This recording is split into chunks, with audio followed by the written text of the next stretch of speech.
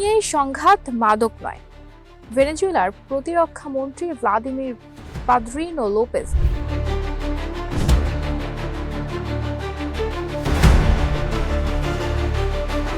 বুধবার যুক্তরাষ্ট্রের president Donald Trump ঘোষিত ভেনেজুয়েলাগামী ও ভেনেজুয়েলা থেকে তেল বহনকারী নিষেধাজ্ঞাপূর্ণ ট্যাংকারের ওপর পূর্ণ নৌ অবরোধ এর ঘোষণাকে তীব্র ভাষায় প্রত্যাখ্যান করেছেন।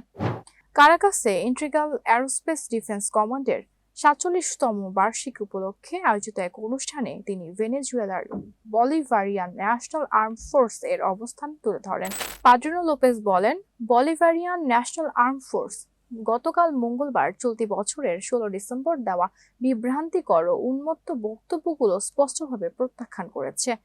অত্যন্ত ঔদ্ধত্যপূর্ণভাবে সেখানে আমাদের দেশকে সশস্ত্র হামলার হুমকি দেওয়া হয়েছে এবং ভেনেজুয়েলার তেল বহনকারী জাহাজ জব্দের জন্য তথাকথিত একটি পূর্ণ নৌ অবরোধের নির্দেশ দেওয়া হয়েছে, যা স্পষ্টতই একটি অশোভন জলদস্যুতার শামিল। তিনি আরো বলেন, এটি আমাদের প্রাকৃতিক সম্পদ নিয়ে, এটি মাদক পাচার নয়, এটি কোনো অপরাধী গোষ্ঠীর বিষয় নয়।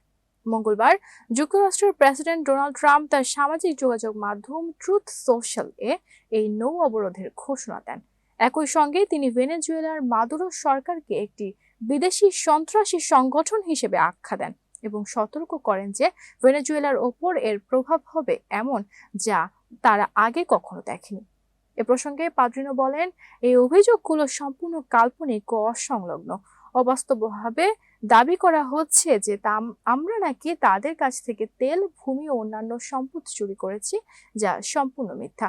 এতে তথাকথিত মাদক সন্ত্রাস বিরোধী লড়াইয়ের অবিশ্বাস্য বয়ান উন্মোচিত হয় এবং বছরের মাঝামাঝি সময় থেকে শুরু হওয়া যুদ্ধাংদেহী উত্তেজনার পেছনে থাকা বিকৃত উদ্দেশ্য প্রকাশ পায়।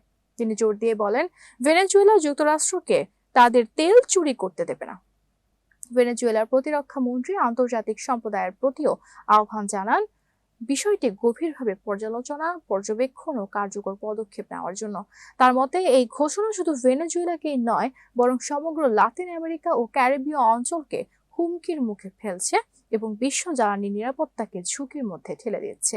এর আগে সেপ্টেম্বর মাসে যুক্তরাষ্ট্র ক্যারিবীয় অঞ্চলে একটি বড় ধরনের সামরিক মোতায়েন করেন, যা ওয়াশিংটনের ভাষ্য অনুযায়ী মাদক পাচার দমনের উদ্দেশ্যে।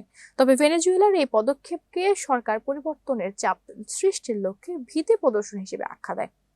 প্রতিবেদন অনুযায়ী ক্যারিবীয় সাগর ও প্রশান্ত মহাসাগরের মার্কিন হামলায় এ পর্যন্ত ৯৫ জন নিহত হয়েছে এবং ২৩টি হামলায় ২৫টি নৌযান ধ্বংস হয়েছে।